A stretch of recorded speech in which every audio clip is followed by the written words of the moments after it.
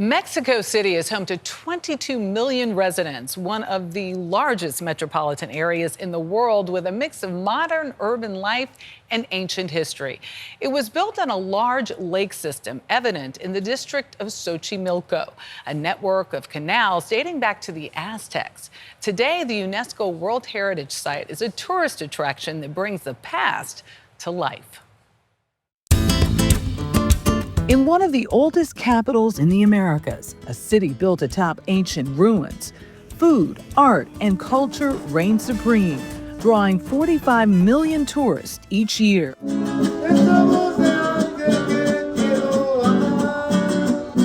But along Mexico City's southern edge, beyond the vibrant Embarcadero, there's a more natural sight to see: the ancient canals of Xochimilco. Fue muy importante desde el punto de vista agrícola. As historian Araceli Peralta put it, what should be the main attraction. El principal atractivo para el turismo The best way to see the region's archaeology and cultural traditions, she says, is aboard one of these, the colorfully carved trajinera. Xochimilco tiene una gran riqueza cultural. This entire valley, she says, is a marvel of Xochimilcan engineering. The people that settled here more than a millennia ago dug these canals, creating raised gardens known as chinampas. Some are still in use today. This is like a window to our pre-Hispanic past. Hola! We think of the chinamperos, the farmers, as the guardians of the place, no? Like those at the Arca Tierra, an agricultural collective founded and run by Lucio Usubiaga. We have a lot of medicinal herbs, no, and a lot of vegetables. And they would plant side by side?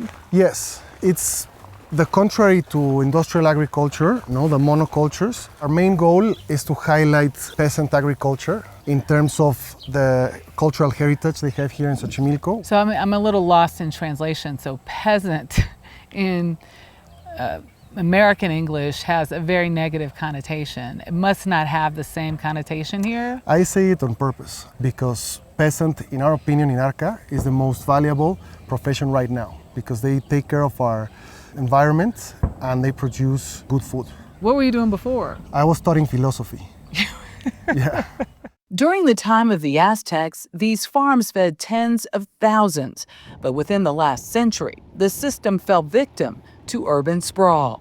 Lechuga. Farmers like Veronica Martinez Guevara are investing in its comeback. Here you have cauliflower next to lettuces, next to beets. For the last 15 years, Arca Tierra has trained 70 farmers to carry on the chinampa tradition. Martinez Guevara's grandfather had owned a chinampa, but couldn't afford to maintain the land. Do you feel as though you're reclaiming a part of your heritage?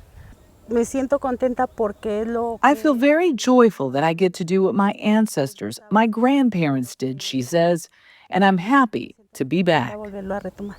The chinampas would recover like that if only a very small percentage of Mexico City would say, I want the produce from there. The farmers would have jobs, would be very well paid, and we would no longer have the urban sprawl growing on top of the chinampas. I'm looking for beets that are ready for harvest.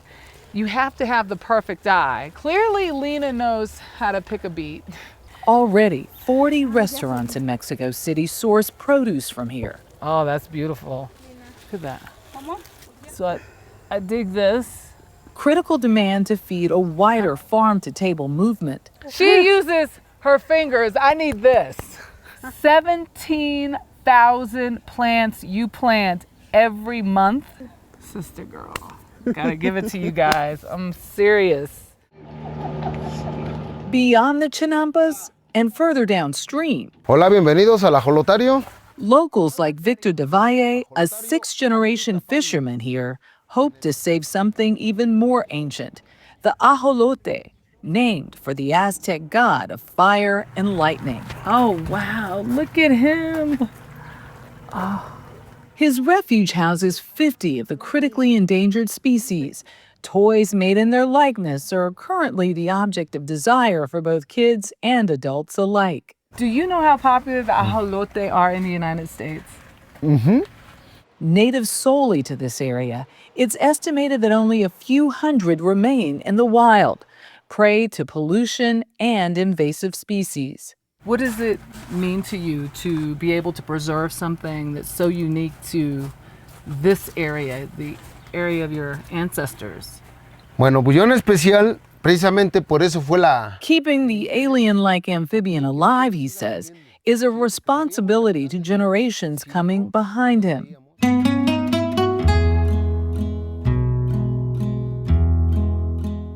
A responsibility also felt by organizations like Arca Tierra, seeking to find balance between what once sustained this landscape and our modern needs. Are you having an impact? A small one, yes, with 300 families that receive our boxes, 40 restaurants, and all the farmers' network of 50 families, and all the jobs that they create. So it's a small impact, but what we're happy to say is that it is possible. It was so hard to believe that that district was literally right outside of the city. I mean, literally, you are at the Embarcadero and then boom, you're in the middle of this canal system. And this farm-to-table movement is really hoping to latch on with many co-ops like Arca Tierra. But it's moving ahead like we're seeing here in the United States. And it's helping each step of the way. It seems like it's helping somebody else. Yeah, and that's a beautiful thing. People reclaiming their sense of pride in tradition. Yeah, fantastic.